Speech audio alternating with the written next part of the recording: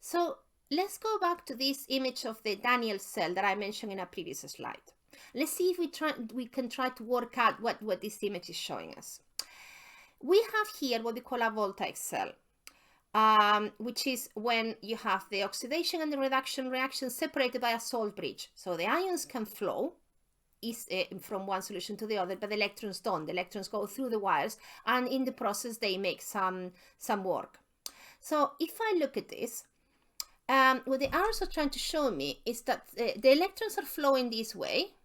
So the zinc is the one losing the electrons, and the copper is the one gaining them. And if I look at what the arrows are showing me here, I've got the zinc in the solid electrode that produces zinc 2 plus ions that go to the solution and liberates 2 electrons. And the electrons go through the wires and end up in the copper side.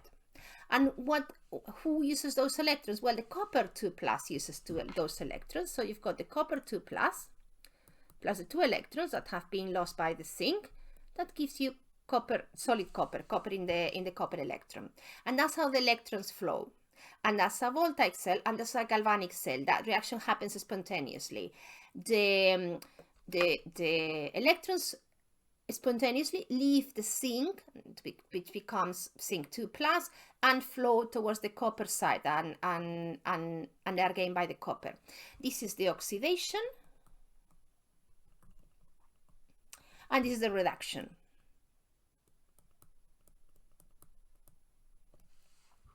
The oxidation, the loss of electrons; the reduction, the gain of electrons.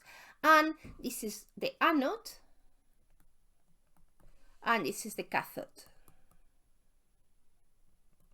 So in a galvanic cell, the electrons flow naturally from the anode to the cathode and produce electrical work in the process of flowing. And there is what we call a cell potential, a certain voltage, a certain amount of electricity that electron flow is giving us. And it's associated with the standard electropotentials of those two reactions, the one involving the zinc and the one involving the copper.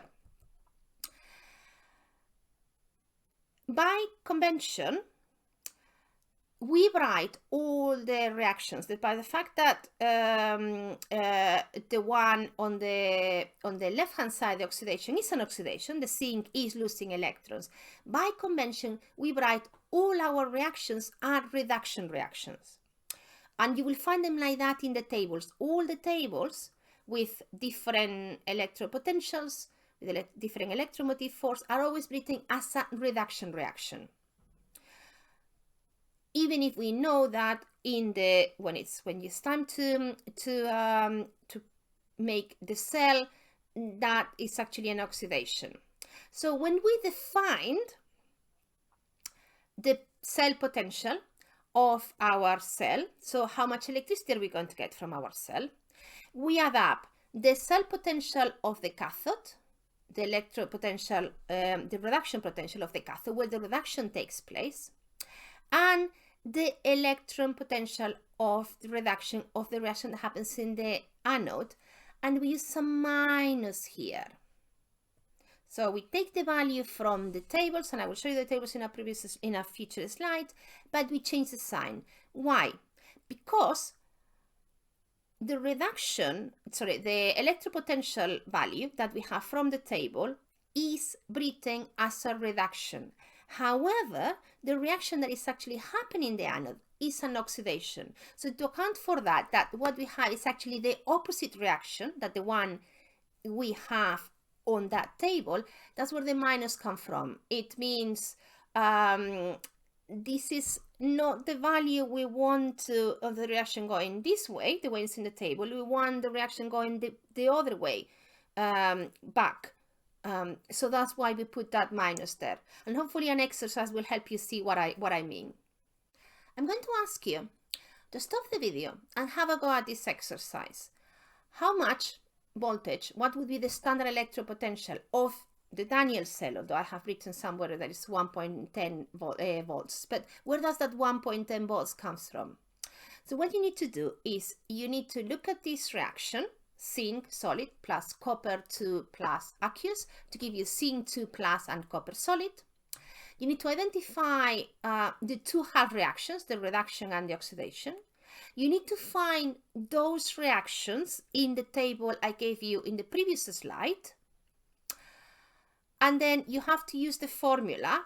The standard potential of the cell will be the standard potential of the reduction minus the standard potential of reduction of the oxidation reaction. And if that number you come up with is a positive number, then the reaction will be spontaneous. And yes, those atoms and ions in that way would produce that amount of electricity, that voltage. And if the number is a negative number, then the reaction will not happen spontaneously. If you want it to happen, you will have to apply that voltage to the reaction. And that's what we call an electrolytic cell. So a galvanic cell, the reaction happens spontaneously. An electrolytic cell, you apply that voltage for the reaction to happen. So let's have a go at this and see how it goes. Stop the video now, please.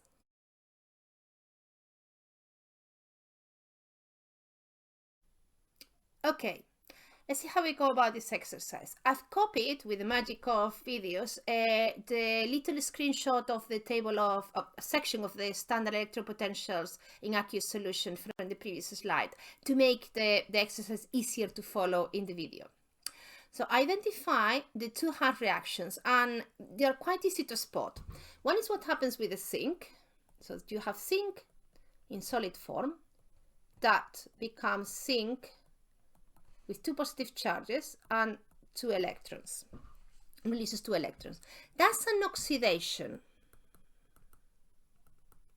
Fair enough. So now the next step would be the reaction to what happens with the copper. So you've got copper 2 plus that produces copper 0. And I think I can quickly spot that it's going to need 2 electrons for that reaction to happen. And then I try to find those 2 reactions in the table, keeping in mind that I'm not going to find this reaction with the zinc to give zinc 2 plus 2 electrons as an oxidation.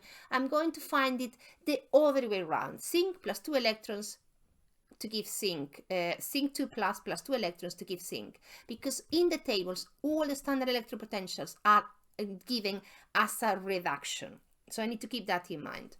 So let's write it here, reduction, just to keep consistent. Okay, so I go and I squint at the table. I can find here the zinc here, and it's minus 0.76. So that reaction, going the other way, from the zinc 2 plus to the zinc, has a voltage, a standard electropotential of minus 0.76. And the other one, the copper, I can see there is a copper here, but it's copper 2 plus to copper 2, 1 does not use, this one here. Look, I've got copper 2 plus 2 electrons to give copper solid. And that has an electropotential of 0.34. So if I now go to the formula, so what would be the electropotential in a standard condition of the cell? Well, it would be the electropotential of the reduction minus the electropotential of the in reduction form of the oxidation, and that minus account for the fact that the reactions in the tables do not appear as an oxidation, they appear all as reductions. So the electropotential of the reduction, the copper 2 plus to go to copper, is 0.34 minus, and the potential, the electropotential of the oxidation reaction, but written as a reduction, is here. I've got this minus 0.76. But I put a minus in front because I know that it's not that number I want. I want actually the opposite value of that number, because what I have is not this reaction. What I have is this reaction going the other way, and that's what the minus is trying to account. And if I add up all this is when I get the value that I've shown in a different in previous slides, 1.10 volts. That's more than 0. This reaction is indeed spontaneous. So that's what you do when you want to predict if a redox reaction is going to be spontaneous. You look at you identify the two half reactions, and you identify how many electrons are exchanged. You find those two half reactions in the table of standard potentials, and you add them up, taking into account that the standard electrode potential for the reduction reaction will be whichever number you find in the table, and the standard electrode potential for the oxidation reaction will be the number you find in the table, but with a sign change to account for that you actually don't have the reduction for that fragment, you have for that section, the oxidation, you have the reaction going the other way. And if that number is more than 0, then the reaction is spontaneous. And we'll give you that voltage. If it's negative, the reaction will not be spontaneous. If you want it to happen, you will have to do something about it. You will have to apply that voltage for the reaction to happen. One thing you need to take into account, and it might not be very intuitive, is that voltages are what we call an intensive property and not extensive. What I mean is that it does not depend on the quantities. So things like the amount of reagent produced, the amount of product produced, or volumes, all those are what we call extensive properties that depend on the quantity. Like, for example, in thermodynamics, when you have an exothermic reaction that releases heat, if you have 2 moles, you will, instead of 1, you will release double the amount of heat. If you have 3 moles, you will have 3 times that amount of heat. That's an extensive property. Voltages are not an extensive property. That we call intensive property. They don't depend on the quantity. Whatever the quantity of those reagents are, that voltage will be the same. You will get the same voltage. What will happen is that if you have more of the reagents, it will last for longer. But the voltage itself does not depend on the quantities of the reagents. It depends on, it's intensive, intrinsic. It is because zinc is what it is and it loses 2 electrons. It's what copper is what it is and it gains 2 electrons, not the quantity. The quantity plays a role in how long you can get that voltage for how long is it going to last. If you have more, it will last that. You will be able to sustain that voltage for longer. But not the voltage itself, not that electrode potential. That means, and this is quite counterintuitive, is that you do not balance equations. And that is something that as a chemist I don't say very often, I can assure you. That means, in this case, this equation worked beautifully because the zinc released 2 electrons and the 2 electrons were accepted by the copper 2+. But if it had not been the case, if zinc would have released 1 electron or 3 or 27, not the right number of electrons, it would not have mattered. You would still have took those voltages from there and not take into account that you would need 2 atoms of zinc or 3 or 27. I hope this makes sense, so keep that in mind. You take those values from those tables. You do not balance the equation and you do not worry about they are not balanced because voltage does not depend on you balancing the equation. The balancing the equation will play an effect, and there are other ways you can account for it. They are beyond the scope of these videos. Is something called the Nernst equation, and we can, you can always discuss this if you're interested. But to briefly see if a reaction is going to be spontaneous or not, if it will give you a galvanic cell producing electricity or an electrolytic cell, you need to give that electricity for the reaction to happen. You do not balance the equation and you do not worry even if the number of electrons from the reduction to the oxidation do not match.